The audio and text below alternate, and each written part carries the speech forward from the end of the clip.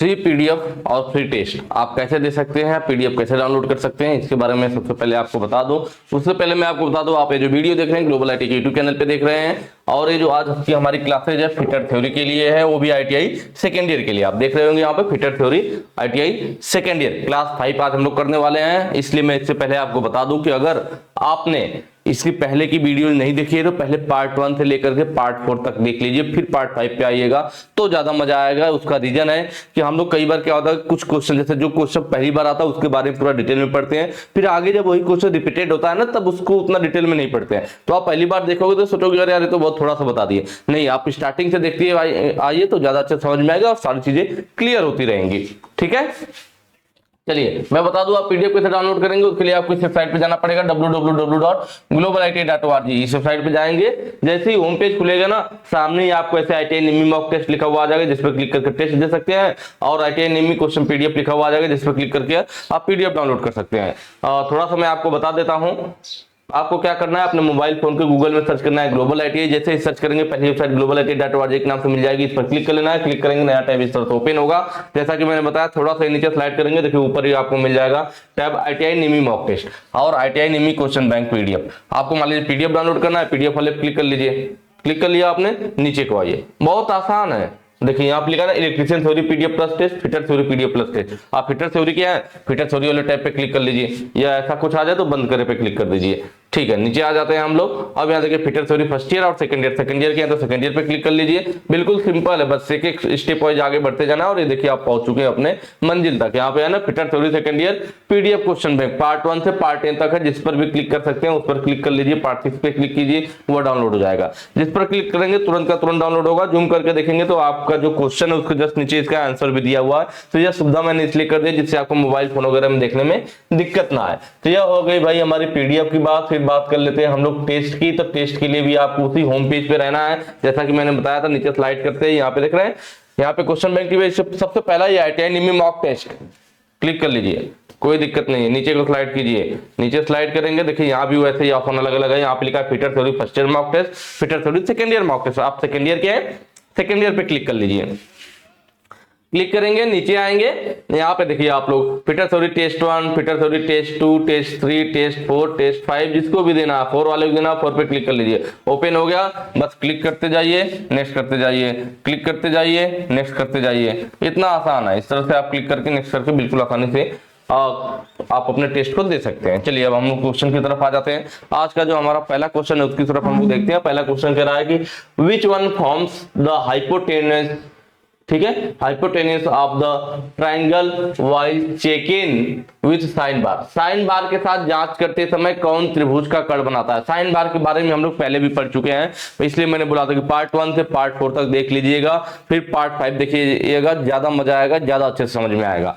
ठीक है, तो हमने देखा था कि भाई यह हमारा क्या है, देखिए साइन बार होता है। साइन बार का काम होता है किसी जॉब के टेपर को निकालना। जैसे हमारे पास यह जॉब है, ठीक है, फिर से मैं थोड़ा बना देता हूं। हमारे पास ये क्या होगी, ये जॉब हो गई, और ये सरफेस इसकी टेपर है। तो ये जो टेपर वाली सरफेस है, इसका अगर हमें क्या टेपर कोण निकालना है, टेपर निकालना है, इसका कोण निकालना है, तो इसके लिए हम लोग क्या करते हैं, इसको साइन बार की मदद से निकालते हैं। साइन बार के द्वारा हम लोग मिनिमम 1 मिनट तक के कोण को चेक कर सकते हैं, और मैक्सिमम जो है 45 डिग्री तक के कोण को चेक किया जा सकता है। Minimum 1 minute, maximum 45 degree. मैंने बताया था कि नॉर्मली हम लोग क्या करते हैं, चांदा प्रोटेक्टर का, बेवल प्रोटेक्टर का यूज करते हैं, उसका किस लिए, कोण निकालने के लिए। लेकिन बात वही थी कि प्रोटेक्टर के द्वारा हम लोग 1 डिग्री तक का कोण माप सकते हैं। जब उससे भी ज्यादा एक्यूरेसी में कोण मापना हो या उससे भी कम कोण को चेक करना हो, तब हम लोग वर्नियर बेवल प्रोटेक्टर लिया है, जो 5 मिनट तक के कोण को माप सकता था। उससे भी ज्यादा एक्यूरेसी की बात आई तो फिर हम ले आए किसका भाई, साइन बार। यह 1 मिनट तक के कोण को माप सकता है, लेकिन इसकी यह खासियत है, यह 45 डिग्री से ज्यादा कोण को नहीं माप सकता है। ठीक है, तो ये बात हो गई भाई। मैंने क्या बोला कि इस टेपर का, अगर हमें इस जॉब का टेपर निकालना है, इस टेपर वाली सरफेस का, तो जिसका हमें टेपर निकालना होता है ना, वो टेपर वाले जिसका कोड, जिस सरफेस का हमें कोड निकालना है, या उस टेपर वाले हिस्से को हमेशा साइन बार के कांटेक्ट में रखते हैं। ये आपका साइन बार दिख रहा होगा, और साइन बार के ऊपर जो मैं लाइन खींच रहा हूं, ये देखिए जॉब रखी गई है, ये जॉब साइन बार के ऊपर इस तरीके से रखी गई है। तो जैसा कि मैंने बताया कि जॉब हमेशा हमारा जो टेपर वाला हिस्सा है उसको हमेशा साइन बार के संपर्क में रखते हैं, जिसको रखेंगे संपर्क में उसी का कोड निकलता है। ठीक है, तो यह हो गया हमारा साइन बार। और साइन बार को हम लोग नीचे डेटम सरफेस लिखा हुआ है ना, यह डेटम सरफेस कैसे मिलता है, तो यह नीचे रखा होता है सरफेस प्लेट। सरफेस प्लेट हमारा डेटम सतह प्रदान करता है। सरफेस प्लेट पे ही हम लोग साइन बार रखते हैं, उसी पर हम लोग ये स्लिप गेज रखते हैं। या साइड में भाई आपका क्या है, ये हमारा क्या है डियर, यह है हमारा स्लिप गेज। क्या है भाई, स्लिप गेज। तो ये स्लिप गेज हो गया, ये हमारा सरफेस प्लेट हो गया। सरफेस प्लेट पे साइन बार, स्लिप गेज, और साइन बार के ऊपर हमने क्या रखा है, ये जॉब रखा हुआ जिसकी हमें टेपर निकालना है। ये हमारा साइन बार है। क्या है भाई, यही हमारा साइन बार है। ठीक है, और ये डायल टेस्ट इंडिकेटर है। डायल टेस्ट इंडिकेटर की मदद से हम लोग चेक करते हैं, जैसे जब हम लोग जॉब को रखते हैं ना इसके ऊपर, किसके, साइन बार के ऊपर, तो जैसे ये जॉब जब पहले नॉर्मल अगर आप रखोगे, अगर हमारा साइन बार ऐसे सीधा रहा होगा तो ये जॉब क्या होगा, नीचे की तरफ झुक जाएगा ना। तो हमारी ये कोशिश रहती है कि हम लोग साइन बार को उतना ऊपर उठाएंगे जिससे जो जॉब की ऊपरी सरफेस है वो डेटम सरफेस के समांतर आ जाए, मतलब जो सरफेस प्लेट की सतह है उसके समांतर हो जाए। उसके लिए इसको उठाने के लिए क्या करते हैं हम लोग, इसके नीचे स्लिप गेज लगाते जाते हैं। देखिए स्लिप गेज के कई ब्लॉक लगाए गए हैं, तो तब तक लगाते हैं जब तक कि ये जो जॉब की हमारी सरफेस है वो डेटम सरफेस या सरफेस प्लेट के समांतर ना आ जाए। आई बात समझ में। और यहाँ पे हमारा क्या लिखा हुआ है, डायल टेस्ट इंडिकेटर। इसी की मदद से चेक करते हैं लोग कि ये समांतर हुई या नहीं। जैसे डायल टेस्ट इंडिकेटर यहाँ पे टच कराते हैं और इसके डायल को पे जो निडल है डायल में उसको 0 पे सेट कर लेते हैं, फिर इसको यहाँ से खिसकाते हैं, देखिए एरो बना हुआ है, यहाँ से खिसकाते हुए यहाँ तक ले आते हैं। अगर ये 0 से लास्ट तक 0 पर ही बना रहता है, इसका मतलब इसकी सरफेस बिल्कुल समांतर है, कोई दिक्कत नहीं है। अगर यह निडल वेरी करेगा तो दिक्कत होगी, तो फिर हम लोग क्या करेंगे, यहाँ पे स्लिप गेज वगैरह की मदद से फिर इसको समांतर करने की कोशिश करेंगे। वो भी हम लोग 45 डिग्री से ज्यादा तक नहीं उठा सकते, इस बात का भी ध्यान रखना है। ठीक है, तो यह बात हो गई हमारी। बाकी एक चीज और ध्यान दीजिए कि यह जो हमारा होता है ना साइन बार, यह एक त्रिभुज बनाता है। देख रहे हैं ना यहाँ पे, यही क्वेश्चन में आपसे पूछा भी था कि यह जो हो गया हमारा सरफेस प्लेट या आधार का एक तरह से काम कर दिया, सरफेस प्लेट आधार का काम कर दिया। यह जो हमारा स्लिप गेज है यह लंब का काम कर दिया, और जो हमारा साइन बार है यह देखिए यहाँ पे किसका, कड़ का काम कर दिया। तो तीनों मिलकर के एक त्रिभुज बना दिए। Surface plate, slip gauge, sine bar तीनों मिलकर के एक त्रिभुज बना रहे हैं। तो जो सरफेस प्लेट है यह आधार का काम करता है, किसका डियर, आधार का काम करता है, जिसको हम लोग क्या बोल देते हैं, जिसको एडजेसेंट साइड भी बोला जाता है। कई बार इंग्लिश में एडजेसेंट साइड लिख करके आ जाता है साइड, लोग कंफ्यूज हो जाते हैं। ठीक है, उसके बाद जो स्लिप गेज है, स्लिप गेज क्या कर रहा है, ये लंब का काम कर रहा है भाई। किसका काम कर रहा है, लंब का काम कर रहा है, जिसको हम लोग अपोजिट साइड कहते हैं। क्या कहते हैं भाई, अपोजिट साइड बोला जाता है। उसके बाद यह जब साइन बार है या कड़ का काम कर रहा है, क्या काम कर रहा है भाई, साइन बार किसका काम कर रहा है, कड़ का काम कर रहा है, कड़ का काम कर रहा है। इसको हम लोग क्या बोलते हैं, हाइपोटेन्यूज, हाइपोटेन्यूज। ठीक है, हाइपोटेन्यूज, ये चीजें हमें ध्यान रखनी। तो यहाँ पे देखिए भाई हाइपोटेन्यूज की बात किया भी था। हाइपोटेन्यूज मतलब कर्ण कौन बनाता है, कौन बना रहा भाई, जो साइन बार है वह कर्ण बनाने का काम कर रहा है।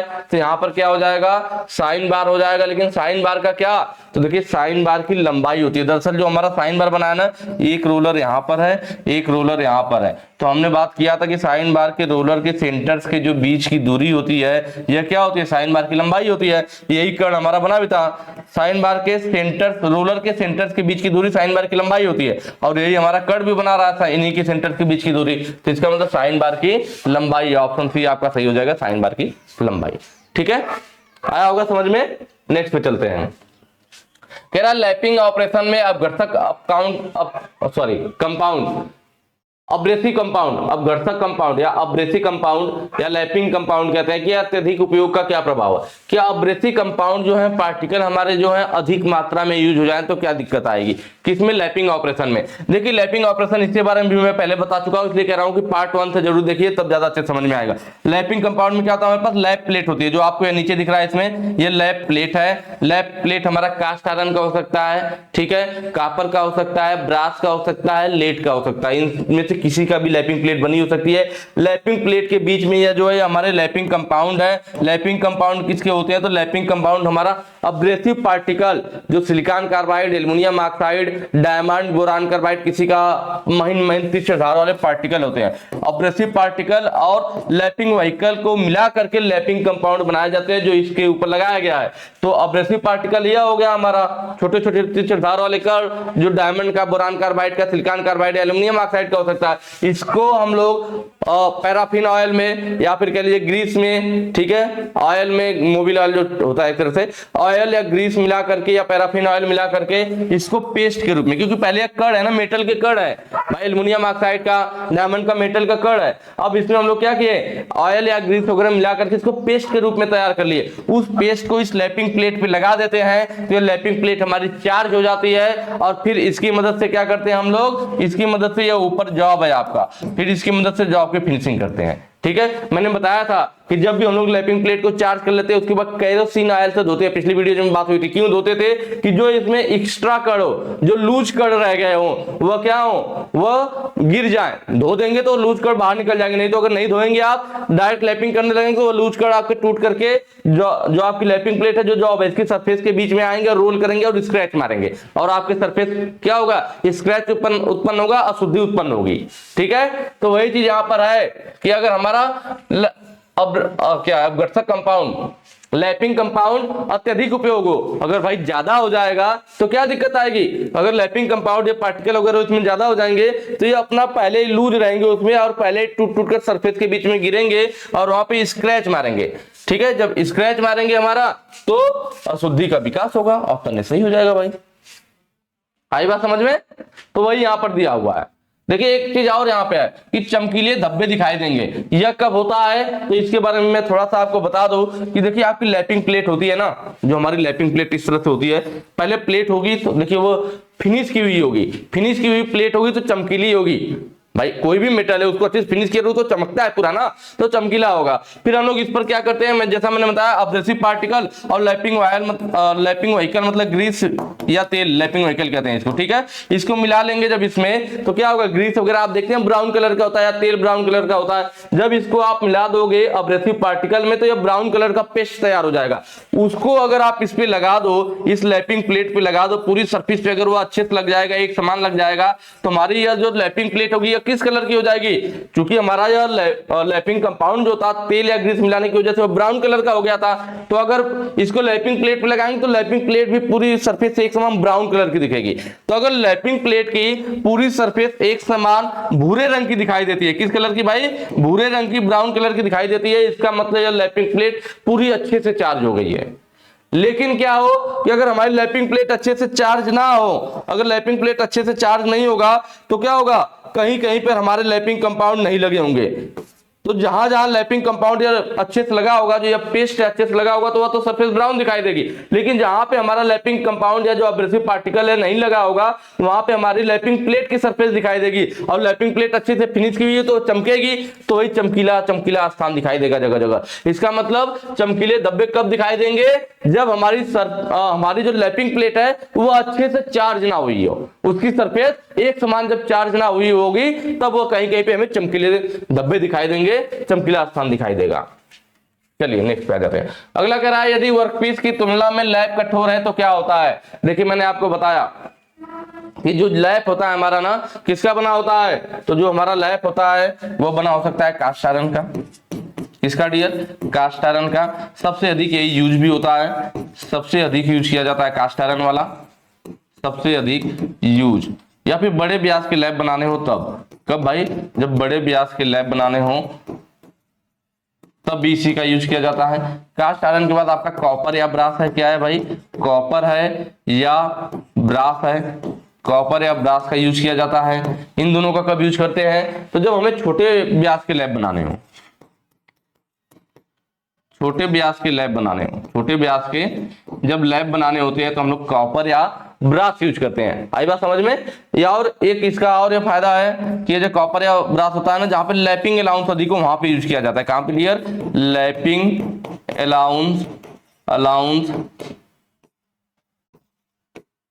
यहाँ पे होना चाहिए थे, लैपिंग अलाउंस अधिक हो। लैपिंग अलाउंस अधिक का मतलब है जहां पर अधिक मात्रा में, लैपिंग अलाउंस अधिक का मतलब है कि जब अधिक मात्रा में धातु को घिसना हो, धातु घिसना हो, तो वहीं पे बोला जाता है कि यहाँ पे लैपिंग अलाउंस अधिक है ना।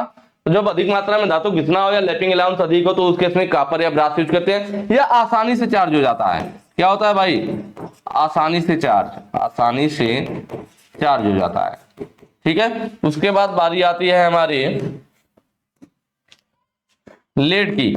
लेड का भी हमारा बनाया जाता है, किसका, लेड, शीशे का भी हमारा बनाया जाता है लेड। तो लेड वाला कहां पे यूज किया जाता है कि आसानी से चार्ज होता है, और ये लेड जो होता है ना जल्दी चार्ज होता है। दोनों में ध्यान, क्विक चार्ज, जब जल्दी चार्ज पूछा जाए कि कौन सा हमारा लैपिंग प्लेट जल्दी चार्ज हो जाता है, जल्दी चार्ज मतलब एक इसमें जल्दी से आसानी से वो जो पेस्ट है एब्रेसिव पार्टिकल का वो चिपक जाता है, उसके साथ काम करता है, तो वो हमारा लेड है। लेड जल्दी चार्ज होता है, कॉपर या ब्रास आसानी से चार्ज होता है। दोनों दो चीजें ध्यान रखिएगा। उसके बाद यह सस्ता भी होता है, पूछता है कौन सा हमारा सस्ता होता है, तो लेड हमारा सस्ता होता है, सस्ता भी है। ठीक है, और एक चीज है इसमें कि इसके खराब होने पर या घिसने पर, लेड अगर हमारा, लेड की जो प्लेट है लैपिंग प्लेट वो खराब होने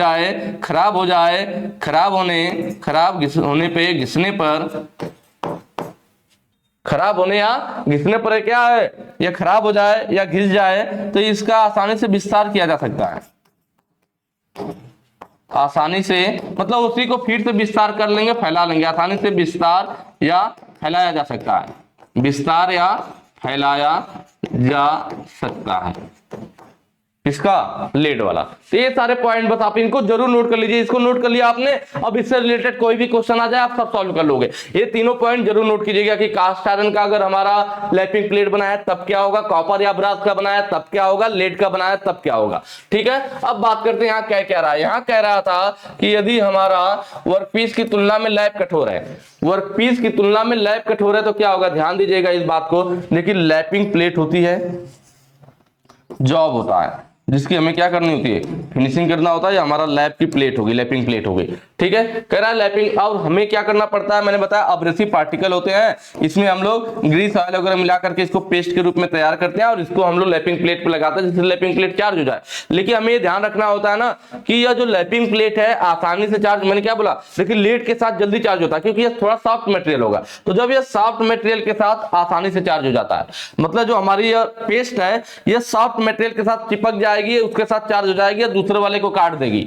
इसीलिए नॉर्मली हम लोग क्या करते हैं, जिसको काटना होता है उसको हार्ड रखते हैं, जिससे काटना होता है उसको हार्ड रखते हैं, और जो कटना हो सॉफ्ट हो। तो आपके दिमाग में आएगा कि भाई जो आपको काटना है तो हम लोग लैप को कठोर रखें, नहीं, यहाँ पे उल्टा है, क्योंकि हमारा लैप नहीं काट रहा है ना, लैप तो एक मेटल की प्लेट है, उससे तो कटाई हो नहीं रही है। लैप पर जो अब्रेसिव पार्टिकल का हम लोग पेस्ट लगा रहे हैं चार्जिंग के रूप में, यह कटाई कर रहा है। तो यह किसके साथ चार्ज होता है, तो यह जो सॉफ्ट मटेरियल पाता है ना उसके साथ मिलकर के चार्ज हो जाता है और दूसरे वाले को काट देता है। तो इसीलिए हम लोग लैप को क्या करते हैं, जॉब की अपेक्षा सॉफ्ट रखते हैं। अगर लैप हमारा क्या हो जाए, लैप ही हमारा कठोर हो जाएगा ना, तो यह क्या होगा, जैसे अगर हमारा सॉफ्ट रहेगा तो अब्रेसिव पार्टिकल के साथ चार्ज होगा, जॉब को काट देगा। लेकिन क्या हो जाए कि हमारा जो लैप है, लैप हमारा कठोर हो जाए, तो अगर आप इस पे अब्रेसिव पार्टिकल लगाओगे ना, जब आप कटाई करने जाओगे तो हमारा जॉब सॉफ्ट है, तो यह जो आपका अब्रेसिव पार्टिकल का पेस्ट है यह जॉब के साथ चार्ज हो जाएगा, उल्टा इसके साथ हो जाएगा और जॉब को काटने के बजाय लैप को ही काट देगा। तो यही दिक्कत होती है। तो यहाँ पे लिखा है ना वर्कपीस लैप को काट देगा, यही सही होगा ऑप्शन है कि अगर आपने लैप को कठोर ले लिया जॉब की तुलना में, वर्कपीस की तुलना में हमारा लैप कठोर है, तो यह हमारा उल्टा जॉब से जो है चार्ज हो जाएगा और जॉब की बजाय लैप को ही काटने लगेगा। तो ये वर्कपीस क्या करेगा, लैप को काट देगा। नेक्स्ट क्वेश्चन पे आ जाइए। अगला कह रहा है किस सामग्री का उपयोग छोटे व्यास के लैप बनाने के लिए किया जाता है। भाई छोटे व्यास का लैप किससे किया जाता है, अभी मैंने बताया, कहा गया भाई, कॉपर या ब्रास, छोटे व्यास के लैप बनाने के लिए। एक चीज और मैंने आपको यहाँ पर नहीं बताया था, लेड जो होता है ना सुराखों की लैपिंग करने के लिए यूज किया जाता है। जो लेड होता है हमारा यह सुराखों की लैपिंग के लिए, इस चीज को भी नोट कर लीजिएगा, किसके लिए यूज किया जाता है भाई, आसानी से चार्ज होता है, सुराखों की लैपिंग, होल की लैपिंग के लिए।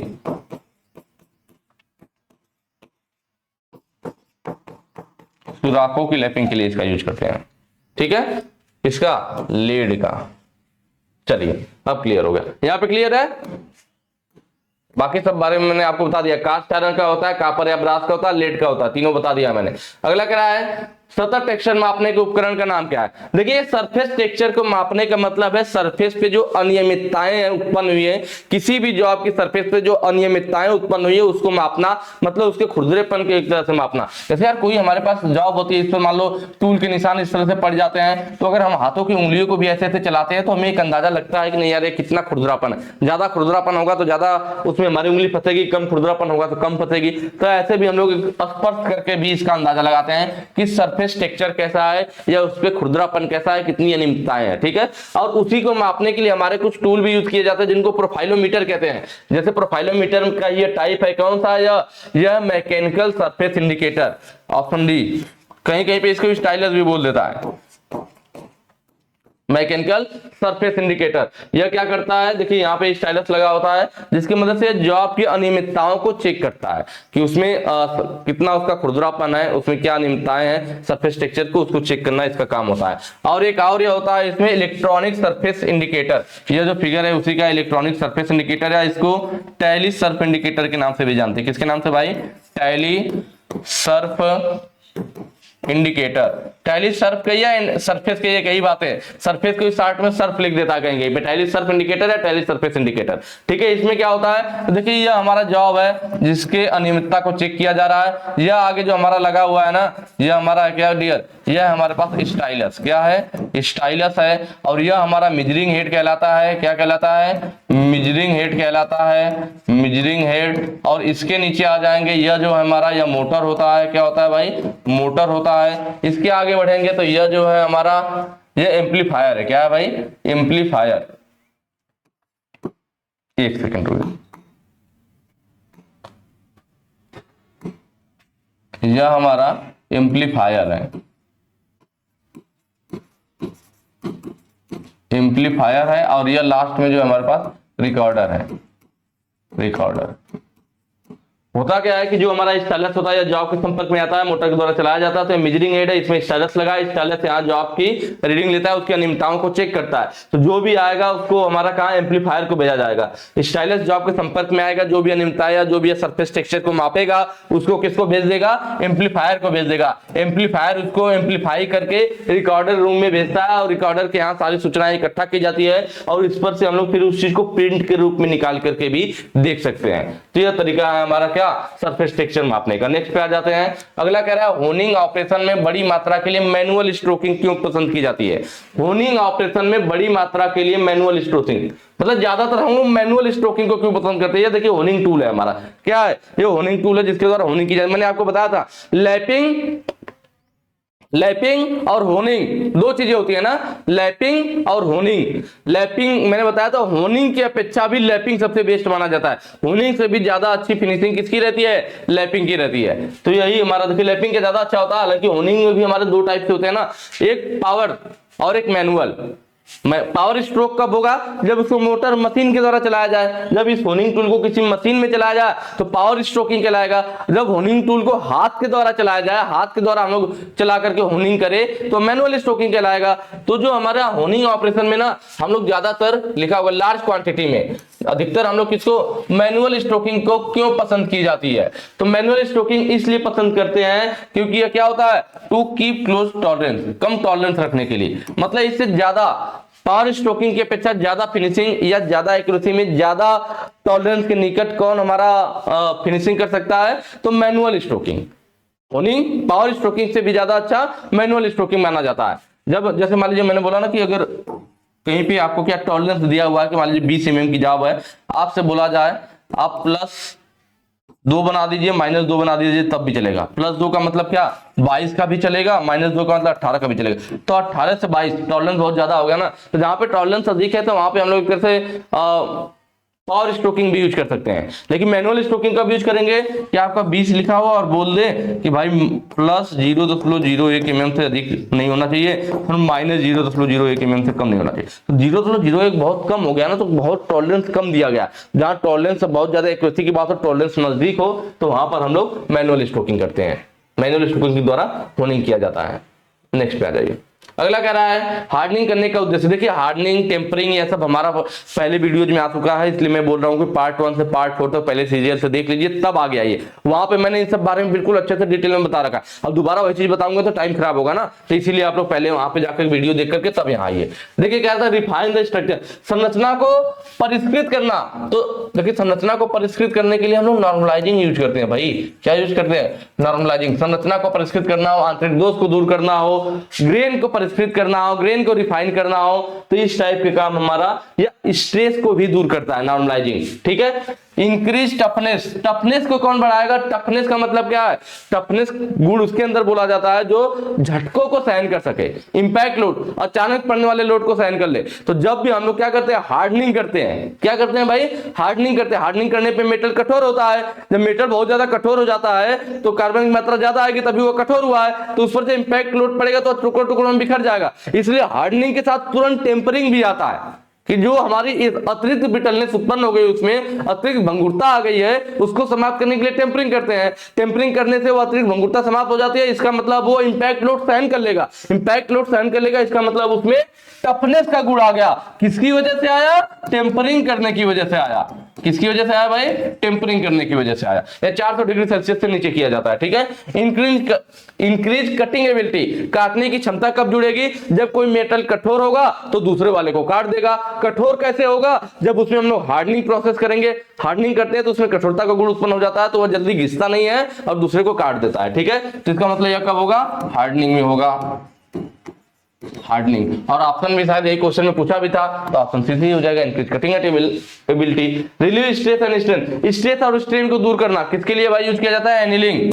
मैंने बताया आप लोगों को, जब कभी कभी ऑप्शन में एनीलिंग का ऑप्शन ना हो और स्ट्रेस दूर करने की बात करें, तब हम लोग क्या करते हैं? तब हम लोग नॉर्मलाइजिंग सही कर लेते हैं, नहीं तो अक्सर हम लोग एनीलिंग को सही करते हैं। एनीलिंग से देखिए कई सारे फायदे हैं, स्ट्रेस स्ट्रेन को तो दूर कर ही रहा है। एनीलिंग जब भी करते हैं हम लोग, तो एनीलिंग से क्या होता है? मेटल सॉफ्ट बनता है। क्या होता है? सॉफ्ट बनेगा। सॉफ्ट बनने का मतलब क्या है? सॉफ्ट बनेगा मतलब इसकी हार्डनेस दूर हो जाएगी। दोनों एक ही बात है ना। सॉफ्ट बनने का मतलब है हार्डनेस दूर होना। अगर वो सॉफ्ट हो गया, मेटल सॉफ्ट है, तो उसे तार के रूप में आसानी से खींच सकते हैं। इसका मतलब इसमें डक्टिलिटी का भी गुण उत्पन्न हो जाता है। किसका? डक्टिलिटी का भी गुण उत्पन्न हो जाएगा। ठीक है।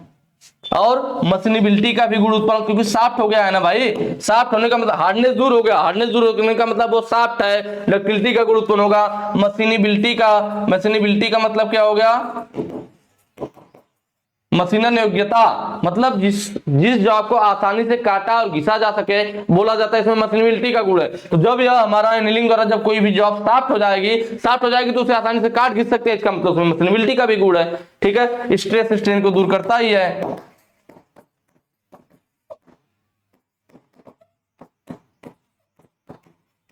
ठीक है। चलिए, तो ये सब चीजें ध्यान रखिएगा। किसका है? यह सब एनीलिंग की कहानी है। किसकी कहानी है भाई? एनीलिंग की कहानी है। नेक्स्ट पे आ जाते हैं। अगला कह रहा है उष्मा उपचार की कौन सी विधि द्वारा किस जॉब में मशीनीकरण और डक्टिलिटी का सुधार होगा? देखिए वही क्वेश्चन आ गया ना। मशीनीकरण और डक्टिलिटी, डक्टिलिटी मतलब तार के रूप में आसानी से खींचा जा सके, मशीनीकरण मतलब मशीनेबिलिटी, जिस जॉब को आसानी से काटा और घिसा जा सके। कोई भी जॉब आसानी से काटा और घिसा कब जाएगा? जब वो सॉफ्ट होगा। सॉफ्ट किससे होता है? एनीलिंग से होता है। अभी जस्ट बात हुई थी, ऑप्शन ए सही हो जाएगा। हार्डनिंग हार्ड बनाएगा या दूसरों को काटेगा। टेम्परिंग अतिरिक्त भंगुरता को समाप्त करेगा या टफनेस को बढ़ाएगा। नॉर्मलाइजिंग वही है, ग्रेन संरचना को रिफाइन करना, आंतरिक दोष को दूर करना, इस टाइप के काम के लिए यूज किया जाएगा। नेक्स्ट पे आ जाते हैं। अगला क्या है? हीट ट्रीटमेंट प्रक्रिया में फ्लेम हार्डनिंग का नुकसान क्या है? यह भी मैं आपको सब पहले बता चुका हूं। मैंने बताया ना, पहले इस टाइप के क्वेश्चन आए, मैं वहां पे पूरा डिटेल में पढ़ाया। जो लोग पहले अच्छे से पढ़े होंगे अब तक इसका जवाब भी दे चुके होंगे। कितने लोगों को क्वेश्चन देखते ही आ गया था? कमेंट करके जरूर बताइएगा। बाकी हम लोग चलते हैं अपने क्वेश्चन की तरफ। भाई क्या कह रहा है कि हीट ट्रीटमेंट प्रक्रिया में फ्लेम हार्डनिंग का नुकसान। देखिए फ्लेम हार्डनिंग के द्वारा जब हम लोग हार्डनिंग करते हैं, दोनों फ्लेम हार्डनिंग मैंने दिखाया है, पहले भी मैं फिगर दिखा चुका हूं कि एग्जाम में कौन सा फिगर दे ले, तो आप दोनों के बारे में जानते रहिए। यह देखिए हमारा क्या है, यह आगे हमारा मेटल को गर्म करते हुए चल रहा, पीछे पीछे पानी का स्प्रे गिराते हुए हम लोग आ रहे हैं, जिससे कि वो तेजी से ठंडा होगा। जब तेजी से ठंडा होगा तो मेटल हार्ड हो जाएगा।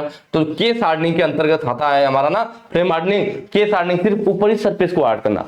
ऊपर वाले सरफेस को केस कहते हैं, अंदर वाले को कोर बोलते हैं। तो ऊपरी सरफेस केस को हार्ड किया जाता है और अंदर का जो जिसको कोर बोला जाता है, अंदर वाले भाग को, उसको टफ और मुलायम बना रहने देते हैं, जिससे वो झटकों को अवशोषित कर सके। और वैसे देखिए वही प्रोसेस यहाँ भी दिखाया गया कि हमारा जब बेलनाकार या फ्लैट जॉब है, जब बेलनाकार जॉब है तो उसमें इस टाइप से यूज किया जाएगा। ये देखिए बर्नर है, आगे आग जलती हुई जा रही है, मेटल गर्म होता जाएगा और पीछे से वाटर का स्प्रे डालते हुए आएंगे, तुरंत तो ठंडा होता जाएगा। ठीक है, तुरंत ठंडा हो जाएगा तो आपका मेटल हार्ड हो जाएगा। तेजी से गर्म करके तेजी से ठंडा कर देंगे वो हार्ड हो जाएगा। तो ये हार्डनिंग की प्रोसेस है, फ्लेम हार्डनिंग, क्योंकि फ्लेम के द्वारा हम लोग करें, आग से एसिटिलीन की ज्वाला जला करके हम लोग कर रहे हैं, तो ये फ्लेम हार्डनिंग के अंतर्गत आएगा। इसमें एक चीज और होता है, या मैंने बोला कि यह जो होता है हमारा छोटे जॉब के लिए उपयुक्त नहीं होता है। क्यों उपयुक्त नहीं होता है? एक तो छोटे जॉब के जलने के खतरा रहता है, या दूसरा कह लीजिए ना कि अगर कोई छोटा जॉब होगा, कोई पतली सीट होगी, तो आप उसे जब फ्लेम से गर्म करेंगे, हम चाह रहे हैं ना बस इसका ऊपरी सरफेस हार्ड होना, लेकिन अगर पतला जॉब होगा, पतली सीट होगी, छोटा जॉब होगा, तो वह जब आप फ्लेम ज्वाला के द्वारा जब उसे गर्म करेंगे तो पूरा मेटल ही गर्म हो जाएगा, और जब पानी डालेंगे तो पूरा मेटल ठंडा हो जाएगा, तो पूरा का पूरा उसमें हार्डनिंग हो जाएगी। जबकि हमें सिर्फ सरफेस को हार्ड करना है, तो इसीलिए छोटे जॉब के लिए उपयुक्त नहीं होता है, क्योंकि यह पूरे सरफेस को हार्ड कर देता है या उसे जला देता है या ब्रीज करता है, तो इसलिए छोटे वर्कपीस के लिए उपयुक्त नहीं है। नेक्स्ट पे आ जाइए। अगला कह रहा है बेस मेटल पर मेटल की परतों को रोल या लेयर खींचने के द्वारा किए गए धात्विक कोटिंग की विधि का नाम क्या है? मतलब बेस मेटल है, उस पर मेटल की कोटिंग का क्या नाम है? मेटल की परत को रोल के द्वारा रोलर्स में दबा करके चढ़ा दीजिए, या लेयर मतलब लेयर के रूप में खींच करके चढ़ा दीजिए, ड्राइंग खींच करके चढ़ा दीजिए, तो वह क्या कहलाता है? तो देखिए कोई हमारे पास जॉब है, ठीक है, कोई मेटल हमारे के पास धातु का जॉब है जिसमें जंग लग सकता है, कास्ट आयरन कार्बन स्टील, ठीक है, जिसमें जंग लग सकता है। जो हमारा स्टील हो गया जिसमें हमारा जंग लग सकता है, तो जंग लगने वाली जो जॉब है ना, उस पर हम लोग ऐसी धातु की परत चढ़ा देंगे जिसमें जंग नहीं लगता, जैसे एल्युमिनियम हो गया, कापर हो गया, ब्रास हो गया, इनमें जंग नहीं लगता है। तो जिस धातु पे जंग लग रहा है, उस पर जिस धातु पे जंग नहीं लगता उसकी एक परत चढ़ा दीजिए, उसकी जंग से सुरक्षा करने के लिए, वही क्लैडिंग कहलाता है। ठीक है, सबके बारे में बारी बारी से देख लेते हैं। पहले स्प्रेइंग क्या है? स्प्रेइंग में भी वही होता है। स्प्रे जानते हैं ना, आजकल स्प्रे वाला पेंट आता है, तो हम लोग क्या करते हैं, जिस धातु में जंग नहीं लगता उसका घोल बना लेते हैं, जैसे एल्यूमिनियम हो गया, कापर हो गया, ब्रास हो गया। इनमें क्या है भाई, इनमें जंग नहीं लगता, इनमें क्या होता है, जंग नहीं लगता है ना।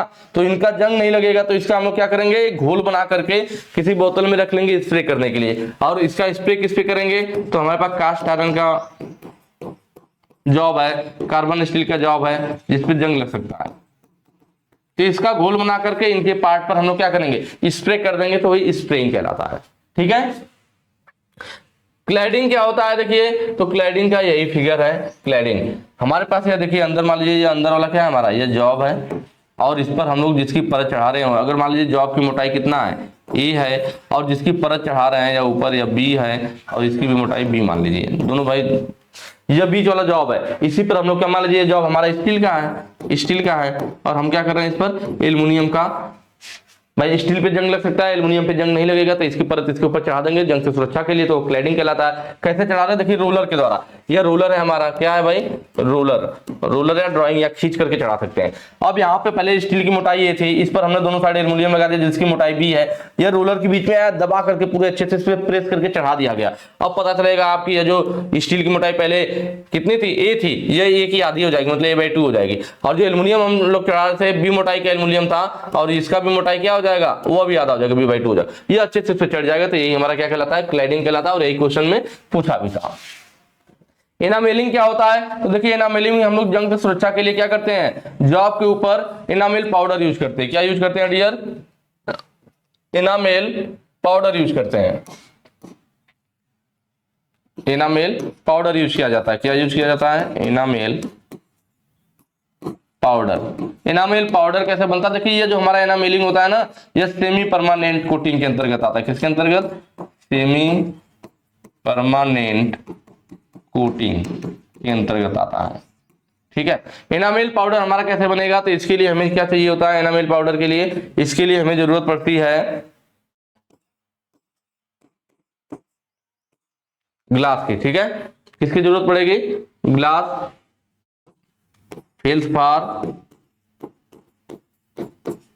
क्वार्टज,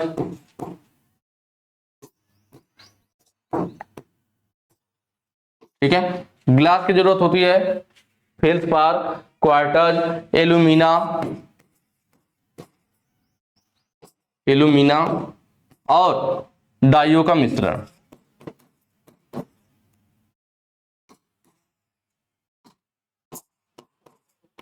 डाइयों का मिश्रण, इनको मिला करके हम लोग क्या तैयार करते हैं भाई, इनामेल पाउडर तैयार करते हैं। इन सबको मिला करके आपस में इनामेल पाउडर तैयार किया जाता है और फिर उसको हम लोग क्या करते हैं, जो आपकी सरफेस पे, उसको हम लोग फिर जो आपकी सरफेस पे लगा करके जंग से सुरक्षा करते हैं। ठीक है, चलिए मॉल्टन में देखिए, यहाँ पे थोड़ा सा ध्यान दीजिएगा, ये जो ग्लास है ना, ग्लास पाउडर रहेगा दरअसल। जैसे ग्लास का क्या मतलब, ग्लास का पाउडर बना लेते हैं ना, तो ग्लास, रुक जाइए मैं इसको आगे लिख ही देता हूं, ग्लास लिख दिया था हमने, ग्लास पाउडर। ठीक है, ग्लास पाउडर। चलिए अब आगे क्या भाई, molten metal bath metal. Molten metal bath metal क्या होता है भाई, देखिए मोल्टन मतलब पिघला हुआ, metal bath, molten metal bath, पिघला हुआ मेटल हो उसका घोल बना हुआ। ये कहाँ होता है तो आपको ध्यान आएगा भाई, गैल्वेनाइजिंग में। किसमें होता है डियर, गैल्वेनाइजिंग में होता है। कहाँ होता है, गैल्वेनाइजिंग में होता है। गैल्वेनाइजिंग में क्या होता है, हम लोग एक बर्तन में ना जिंक का घोल तैयार करते हैं। बर्तन में क्या तैयार करते हैं डियर, जिंक का घोल तैयार करते हैं। जिंक का घोल बर्तन में तैयार किया जाता है। तो देखिए मोल्टन मतलब पिघला हुआ मेटल बाथ, मेटल का बाथ मतलब घोल तैयार कर लीजिए, तो वही हो गया ना, जिंक को पिघला करके घोल तैयार कर लिया। अब इसमें हम लोग जॉब को डुबो करके निकाल लेंगे, तो यह जो हमारा प्रोसेस होता है इसी को मोल्टन मेटल बाथ कहते हैं। ठीक है, चलिए सारे हो गए, नेक्स्ट पे चलते हैं। अगला कह रहा है, यदि हब या पुली को अच्छी रूप में कुछ दूरी तक स्लाइड करना है तो किस प्रकार की कुंजी का उपयोग किया जाएगा। ये मैं आपको बहुत पहले ही बता चुका हूं। मैंने क्या बताया था, जो सबसे पहले आपको फिगर दिख रहा होगा, किसका फिगर है भाई, फीदर की का फिगर है। किसका फिगर है, फीदर की का। हमने बात किया था कि जो फीदर की होती है इसमें देखिए 2 होल होता है और शाफ्ट के अंदर भी 2 होल होता है। स्क्रू इसमें सोते हुए शाफ्ट पे इसको टाइट कर दिया जाता है, आधा शाफ्ट में और आधा हब में जाती है। आधा शाफ्ट आधा हब में, मतलब फीदर की शंख की का ही एक टाइप है। ठीक है, इसमें क्या होता था कि इस पर जो पुली या गियर लगता था, यह फीदर की उसके रोटरी जो घूमने वाला रिलेटिव मोशन है, जो रोटरी सापेक्ष गति है, उसको जाम कर देता था, उसको रोक देता था। मतलब इस पर जो शाफ्ट पे पुली या गियर लगेगा, जो शाफ्ट पे टार्क उत्पन्न होगा पूरा का पूरा टार्क हमारे पुली या गियर पे चला जाएगा, क्योंकि की के द्वारा उन दोनों को आपस में जाम कर दिया गया, रोक दिया गया। इसलिए बोला जाता है कि इसके रोटरी रिलेटिव मोशन को, रोटरी रिलेटिव मोशन सापेक्ष गति को रोक दिया जाता है। लेकिन एक्सियल मोशन होने देते हैं कि हमें थोड़ा बहुत पुली या गियर को इधर उधर खिसकाना है तो वह खिसक सकता है, एक्सियल मोशन हो सकता है। वो पूछा भी था कि हब या पुली को अच्छी रूप तक स्लाइड कर, अच्छी रूप में कुछ दूरी तक शाफ्ट पर स्लाइड करना है तो कौन सी कुंजी, फीदर की। ठीक है, सैडल की आपको मालूम है, सैडल की में हब में सिर्फ खाचा कटा होता है, शाफ्ट में कोई खाचा नहीं काटा जाता है। वही क्या होता है हमारा, सैडल की होता है। देखिए यहाँ पे दोनों है, फ्लैट सैडल की, यह वाला है फ्लैट सैडल की में क्या है, देखिए शाफ्ट में कोई खाचा नहीं, सिर्फ हब में खाचा कटा होता है। और हमारी ये सैडल की को फ्लैट सैडल की कहते हैं। इसको हम लोग क्या करते हैं, जॉब पे बैठने के लिए, क्योंकि ये जॉब पे बैठ सके, सॉरी शाफ्ट पे बैठ सके, शाफ्ट पे बैठने के लिए हल्का सा शाफ्ट को घिस दिया जाता है, जिससे इसको बैठने के लिए उपयुक्त स्थान मिल सके। ठीक है, जबकि हालो सैडल की बात करें तो हालो सैडल की में भी वही है, क्योंकि सैडल की का ही टाइप है। इसमें भी क्या होगा, शाफ्ट में कोई खाचा नहीं, सिर्फ हब में खाचा। लेकिन इसमें शाफ्ट को घिसने की जरूरत नहीं की को बैठने के लिए, क्योंकि की के जो नीचे का हिस्सा होता है ना, उसको शाफ्ट के वक्रता के हिसाब से ऐसे वक्र में बना दिया जाता है, जिससे कि ये इसके वक्रता भाग से मैच करके इस पे आसानी से बैठ सके। इसका जो नीचे का भाग सीधा था, इसलिए बैठने में दिक्कत होती, तो हमने शाफ्ट को वहां थोड़ा सा घिस दिया। तो ये दोनों हो गए हमारे। सर्कुलर टेपर की क्या है, तो देखिए भाई ये हमारा सर्कुलर टेपर की आपको दिख रहा होगा, आधा अर्धवृत्ताकार खाचा किसने हमने काट दिया, शाफ्ट में, और आधा अर्धवृत्ताकार खाचा हब में काट दिया। और इसमें हम लोग सर्कुलर टेपर की को लगाते हैं। ये हमारा टेपर में होता है ना, एक साइड थोड़ा सा ज्यादा, एक साइड डाया कम रहेगा, तो ये हमारा सर्कुलर टेपर की है। इसको कहीं पिन की भी बोल देता है, 1:50 का इसके जो है अनुपात में बना होता है।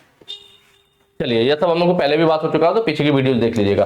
देखिए what is the name of file, इस फाइल का नाम क्या है। ये जितनी भी फाइलें देख रहे हैं ना, ये सब भी मैं पहले आपको बिल्कुल अच्छे से बता चुका हूं।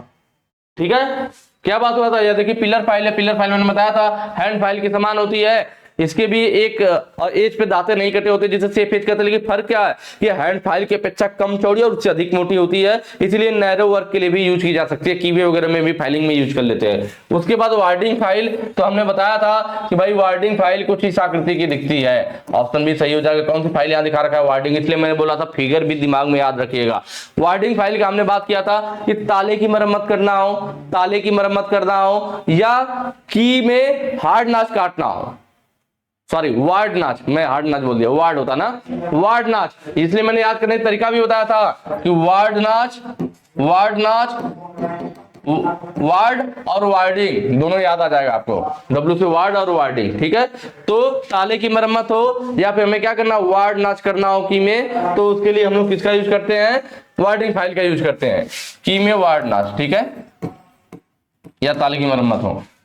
चलिए, और नैरो वर्क के लिए भी, क्योंकि आगे इसका ऐसे टेपर होकर नुकीला भाग बन जाता है, तो आगे वाला हिस्सा कहीं पतली सकरी जगहों पे जा सकता है, तो नैरो वर्क के लिए भी इसको यूज कर सकते हैं। ड्रेडनॉट फाइल मैंने आपको बताया था कि यह फाइल ड्रेडनॉट फाइल की है, यह हमारा soft material aluminium copper brass वगैरह के लिए यूज कर सकते हैं, या नॉन मेटेलिक, या नॉन मेटेलिक के लिए गैर धातु, नॉन मेटेलिक जो धातु नहीं है, जैसे लकड़ी हो गया, प्लास्टिक हो गया, इनकी घिसाई करना हो तब इसका यूज किया जाता है। इसमें भी मैंने बताया था कि प्लास्टिक वाला आपके एग्जाम में ज्यादातर कॉम्पिटिटिव वाले एग्जाम में भी पूछ लिया जाता है, प्लास्टिक की घिसाई के लिए ड्रेडनॉट फाइल। जो ये स्विस पैटर्न फाइल है, इसके बारे में भी बात हो चुकी है हम लोगों की। ये प्राइमरली, एक सेकेंड, प्राइमरली फिनिशिंग टूल होता है, प्राथमिक फिनिशिंग उपकरण होता है, जिसका यूज हम लोग किस लिए करते हैं, इसका यूज हम लोग करते हैं प्रिसीजन स्मूथनेस के लिए। किसके लिए भाई, प्रिसीजन स्मूथनेस के लिए, परिशुद्ध चिकनाई के लिए, ठीक है। चलिए, सारा हो गया, नेक्स्ट पे चलते हैं। अगला है, देखिए, कौन सा नट बोल्ट के सिरे को चूड़ियों को नुकसान होने से बचाता है। कौन सा नट है जो बोल्ट के सिरे की चूड़ियों को नुकसान होने से बचाता है। तो देखिए, पहले थोड़ा सा समझिएगा कि हमारे पास इस तरह से बोल्ट होता है ना, यहाँ पे इसमें क्या कटा होता है, यहाँ पे कटा होता है इसमें थ्रेड, क्या कटा होता है डियर, थ्रेड कटा होता है। जब थ्रेड हमारा इसमें कटा होता है, तो जब हम लोग इसमें क्या करते हैं, नट को टाइट करते हैं, कोई भी नट टाइट करेंगे तो वो अंदर तक ऐसे टाइट हो जाएगा, फिर इसकी बाहर चूड़ियां या बाहर निकल जाती है। यह हमारा धूल मिट्टी गंदगी वातावरण का इस पर प्रभाव पड़ता है, नमी वगैरह का, और हमारी बाहर की चूड़ियां खराब होती रहती है। तो यह बाहर की चूड़ियां खराब ना हो, इसकी सुरक्षा के लिए हम लोग कौन सा नट ले आए भाई, उसके लिए हम लोग ले आए कैप नट। यह जो फिगर आप लोग देख रहे हैं ना, कैप नट, इसमें फर्क क्या है कि एक साइड होल बना हुआ है, थ्रेड कटा हुआ है, लेकिन दूसरा साइड बिल्कुल प्लेन है, उधर थ्रेड मतलब खुला नहीं है। जनरली नट क्या होता है, नट में आर पार होल होता है ना, लेकिन इसमें देखिए एक साइड होल है और दूसरा साइड बिल्कुल पैक है, बिल्कुल पैक है, वो खुला ही नहीं है। जैसे कैप नट, जैसे आपका पेन का कैप होता है, एक साइड होल बना होता है, एक साइड पैक होता है, तो इससे आपको याद रहेगा कि पेन के कैप में क्या होता है, एक साइड होल एक साइड पैक। तो ऐसे कैप नट आ गया तो एक साइड होल एक साइड पैक रहेगा। तो इससे फायदा क्या होगा, जब कैप नट को हम लोग लगाते हैं तो यह इस तरह से बोल्ट पे टाइट हो जाता है और इसके सिरे को ढक करके रखता है। आप कोई भी धूल मिट्टी या नमी वगैरह हमारे थ्रेड को खराब नहीं कर सकती, तो ये सुरक्षा करता है हमारा, ठीक है। कैसल नट क्या है, देखिए कैसल और स्लॉटेड, यह मैं आपको पहले भी बता चुका हूं। कैसल नट, और यह देखिए हमारा कैसल नट हो गया, और यह वाला जो है हमारा नीचे वाला स्लॉटेड नट है, दोनों हम लोग ले रखे हैं, और पहले भी इसके बारे में बात होगी। स्लॉटेड नट में क्या था कि जो नट हमारा नॉर्मल नट था, उसमें हमने इसके 1/3 गहराई तक स्लॉट काट दिया था। स्लॉट इसलिए काटा था जिससे इसको लॉक कर सके कि मशीनों में वाइब्रेशन के समय खुले ना। तो जो स्लॉट काटा गया था, इसमें हम लोग क्या भाई, अब पिन लगाते थे, जिसको हम लोग स्प्लिट पिन बोलते थे। क्या बोलते थे, यह पिन होती थी, इसको स्प्लिट पिन बोला जाता था, स्प्लिट पिन। तो हमारा बोल्ट में, जो हमारा बोल्ट है, इसमें भी होल बना होता था। नट को टाइट करने के बाद जो बोल्ट का होल है, जिस स्लॉट के सामने आता था, उस स्लॉट में से स्प्लिट पिन को डालते हुए बोल्ट के छिद्र में से गुजार करके दोनों पैर को फिर दोनों तरफ मोड़ देते थे। इससे हमारा नट लॉक हो जाता और खुलता नहीं था। तो यही हमारा स्लॉटेड नट था। लेकिन इसमें दिक्कत क्या है कि स्लॉटेड नट में नट के अंदर 1/3 गहराई तक स्लॉट काट दिया गया, वो भी 6 फेस है तो 6 फेस पे काट दिया गया। इससे नट की स्ट्रेंथ कम हो गई, नट कमजोर हो गया। तो इससे बचने के लिए हमने क्या किया, फिर कैसल नट बनाया। क्या बनाया डियर, इसी के निराकरण के लिए, समस्या के निराकरण के लिए कैसल नट बनाया गया। इसमें नट की जो मोटाई थी, इसमें कोई भी स्लॉट नहीं काटा गया, कोई स्ट्रेंथ कम नहीं की गई, बल्कि इसके ऊपर गोलाई में कुछ भाग को बढ़ा दिया गया, बेलनाकार सिलेंडरिकल आकृति में कुछ भाग ऊपर बढ़ा दिया गया, उसमें स्लॉट काट दिया गया। अब इससे क्या फायदा हुआ, स्लॉट भी कट गया और हमारे नेट की स्ट्रेंथ भी कम नहीं हुई, ठीक है। अब इसको वही काम इसका भी है, बोल्ट पे टाइट करने के बाद जिस स्लॉट के सिर में बोल्ट का छिद्र आता था, उसमें स्प्लिट पिन डाल करके दोनों पैर को दोनों तरफ मोड़ देते थे। तो ये होता है कैसल और स्लॉटेड नट, दोनों लॉक नट के अंतर्गत आते हैं। नल नट क्या है, तो ये जो आपको दोनों नट दिख रहे हैं, ये नल नट है, फिगर में दिख रहा होगा क्लियर। नल मतलब ये दिख रहे हैं दांते टाइप में कटे हुए हैं, खुरदरापन, लाइनिंग दांते काट दिए जाते हैं। जिससे हाथों की ग्रिप मजबूत रहे, हाथ से स्लिप ना करे। यह ज्यादातर हमारे मेजरिंग इंस्ट्रूमेंट वगैरह पर जैसे देखेंगे वर्नियर कैलिपर पर जो लॉक नट लगा होता है, ठीक है, इसी तरह से उस पर नल नट यूज किए जाते हैं। यह नल नट हमारे वहां भी यूज किए जाते हैं, जैसे जो हमारे आउटसाइड कैलिपर, इनसाइड कैलिपर जो स्प्रिंग टाइप वाले होते हैं वहां पर भी नलिंग किया हुआ नट यूज किया जाता है। तो इस तरह से जहां हाथ से हमें नट वगैरह को खोलना और बंद करना है, मेजरिंग इंस्ट्रूमेंट ज्यादातर होते हैं जो मेन वाले, उन पे नलिंग नट यूज किया जाता है। और नलिंग इसलिए किया जाता है जिससे हाथों की ग्रिप अच्छी रहे, हाथ स्लिप ना करे। नेक्स्ट पे आ जाइए। अगला कह रहा है प्रिसीजन टूल रूम अनुप्रयोगों के लिए किस ग्रेड के स्लिप गेज का उपयोग किया जाता है? कौन से ग्रेड का slip gauge precision tool room के लिए यूज किया जाता है? देखिए चार हमारे है ना, ये जो ग्रेड है 4 ग्रेड में है, ग्रेड 00, ग्रेड 0, ग्रेड 1, ग्रेड 2। लेकिन कभी कभी पूछ लेता है कि BIS के अनुसार, क्या पूछ लेता है डियर? पूछता है BIS, इसका एक कोड भी है 2984 के अनुसार हमारा कितने टाइप का जो है स्लिप गेज है। तो BIS के अनुसार जो हमारा स्लिप गेज है ना वो 3 ग्रेड में पाया जाता है। कितने ग्रेड में? सिर्फ 3 ग्रेड में पाया जाता है। कौन कौन से ग्रेड को संतुष्टि दी गई है, मान्यता दी गई है? तो वह है ग्रेड 0, ठीक है, ग्रेड 0, ग्रेड फर्स्ट, और तीसरा है हमारा क्या, ग्रेड सेकेंड। इन तीनों को हमारी मान्यता दी गई है, किसमें? BIS के अनुसार दिया गया, ठीक है। एक सेकंड थोड़ा सा रुकिएगा, चलिए थोड़ा बाहर की आवाज आ रही थी तो मैंने गेट बंद कर दिया, ठीक है। Grade 0, grade first, grade second, ठीक है, ये 3 BIS के अनुसार दिया गया, 3 को मान्यता। अब जो यहाँ पे है उसके बारे में बारी से देख लेते हैं। ग्रेड 0 को दरअसल हम ग्रेड 00 वाला जो हमारा स्लिप गेज होता है, स्लिप गेज आप लोग जानते होंगे ना, प्रिसीजन मेजरिंग इंस्ट्रूमेंट है, एक तरह से आप कह सकते हो, मतलब परिशुद्ध लंबाई मापने के लिए। अगर इस पे देखिए लिखा हुआ कि अगर यह स्लिप गेज हमारा कई सारे ब्लॉक में, अगर इस पे लिखा है 20 mm है और हम लोग किसी इंस्ट्रूमेंट से इसकी लंबाई को चेक करें, माइक्रोमीटर में भरेकर, मान लीजिए माइक्रोमीटर में 20 mm नहीं आता है, उसमें 19 या 21 दिखाता है, तो इसका मतलब नहीं कि स्लिप गेज खराब है, इसका मतलब आपका माइक्रोमीटर खराब है। मतलब प्रिसीजन इंस्ट्रूमेंटों को भी चेक करने के काम आता है स्लिप गेज, काफी क्वेश्चन बना होता है ना, स्टेबलाइज क्रोमियम स्टील वगैरह का बनाया जाता है। चलिए, तो प्रिसीजन टूल रूम के लिए हम लोग बात करते हैं कि ग्रेड 00 वाले को क्या कहते हैं? हम लोग इसको कैलिब्रेशन ग्रेड वाला बोलते हैं। क्या बोलते हैं? ग्रेड 00 वाले स्लिप गेज को कैलिब्रेशन ग्रेड या इंस्पेक्शन ग्रेड भी बोलते हैं। क्या? अरे सॉरी, इंस्पेक्शन नहीं, इसको रेफरेंस ग्रेड भी कहीं कहीं बोल देता है, रेफरेंस ग्रेड, ठीक है। कैलिब्रेशन ग्रेड में याद रखिएगा, कैलिब्रेशन ग्रेड के नाम से इसको जाना जाता है, ग्रेड 00 वाले को। इसका काम क्या है? यह जो है अन्य ग्रेड, जो अन्य ग्रेड हमारे अन्य ग्रेड के स्लिप गेज को चेक करने के लिए, अन्य ग्रेड के स्लिप गेज को चेक करने के लिए, ठीक है। ग्रेड 0 वाला इसको हम लोग किस नाम से जानते हैं भाई? तो यह होता है इंस्पेक्शन ग्रेड। यह भी कई बार पूछ लेता है, grade 0 inspection grade, grade 00 calibration grade, कौन से ग्रेड के नाम से जानते हैं? इंस्पेक्शन ग्रेड यह निरीक्षण कार्यों के लिए यूज किया जाता है। इंस्पेक्शन का मतलब ही निरीक्षण करना होता है, निरीक्षण कार्यों के लिए, ठीक है। उसके बाद बारी आती है ग्रेड 0 की, इसको हम लोग वर्कशॉप ग्रेड के नाम से जानते हैं। इसके नाम से वर्कशॉप ग्रेड फर्स्ट वाला जो है ना, वर्कशॉप ग्रेड के नाम से जानते हैं। यह प्रिसीजन टूल रूम के लिए यूज किया जाता है। सूक्ष्म मापित टूल रूम जहां पे होते हैं उनको चेक करने के लिए, प्रिसीजन टूल रूम के लिए, ठीक है। और क्वेश्चन में पूछा भी था प्रिसीजन टूल रूम के उपयोग के लिए किसका यूज किया जाता है? तो ऑप्शन सी सही हो जाएगा, ग्रेड फर्स्ट वाला।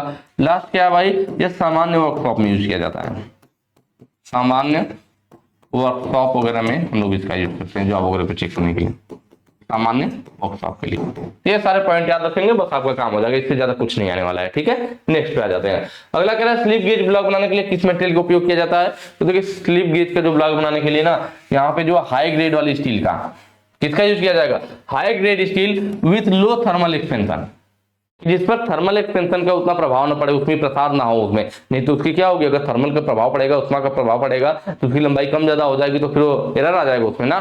तो इसलिए high grade steel with low thermal expansion वाली यूज की जाती है, ऑप्शन सी सही हो जाएगा। या फिर स्टेबलाइज्ड क्रोमियम स्टील, क्या भाई?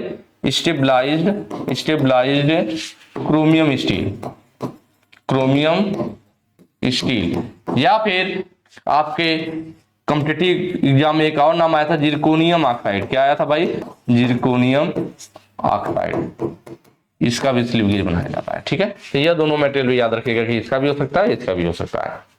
चलिए, तो आज लग रहा है हमारा एक क्वेश्चन यहाँ पे कंप्लीट होता है। अगर वीडियो अच्छी लगी है तो ज्यादा से ज्यादा शेयर कीजिएगा और कमेंट करके जरूर बताइएगा कि इस तरह पूरा डिटेल में पढ़ने में मजा आ रहा है, नहीं आ रहा है। जो भी चीजें आप कमेंट करके बता सकते हैं। बाकी आपका काम यही नहीं खत्म होता, जैसे ही आप यहाँ पे अपने क्या करेंगे, कंप्लीट करेंगे क्वेश्चन को। कंप्लीट करने के बाद आपको तुरंत कहाँ जाना है? वेबसाइट पे जाना है। मैंने पहले भी बताया आपको क्या करना है, आपको तुरंत वेबसाइट पे आना है। वेबसाइट पे आने के बाद आपको क्या करना? टेस्ट लगाना। टेस्ट कैसे लगेगा आपको मालूम है? उसके लिए आपको ग्लोबल आईटी सर्च करना पड़ेगा। पहले ही वेबसाइट पे आएंगे, वेबसाइट पे आने के बाद पहले निमी मॉक टेस्ट का ऑप्शन है, यहाँ क्लिक कर लीजिए। ऐसा कुछ आता है तो इसको क्लोज कर लीजिए। उसके बाद नीचे आ जाइए, नीचे आएंगे तो ऑप्शन मिल जाएगा fitter theory second year mock test, click कर लीजिए। और उसके बाद आप देख लीजिएगा इसमें पार्ट 1, पार्ट 2, पार्ट 3 जो आज आप पढ़े हो वो कौन सा वाले में टेस्ट है। जिसमें भी होगा उसमें क्लिक करके आप आसानी से टेस्ट लगा लीजिएगा। देखिए यहाँ है ना, कौन सा नट बोल्ट के थ्रेड को नुकसान होने से बचाता है? कौन बता रहा था? कैप नट बचा रहा था। देखिए सही हो गया। तो इस तरह से आप तुरंत टेस्ट दे दिए और टेस्ट देने के बाद कमेंट करके बताइए कि आपका कितना क्वेश्चन सही हुआ। ठीक है, चलिए फिर आज के लिए हम लोग क्या करते हैं भाई, आज के लिए इतना ही रखते हैं। आगे के जो क्वेश्चन हैं नेक्स्ट वीडियो में सॉल्व करेंगे। Thank you.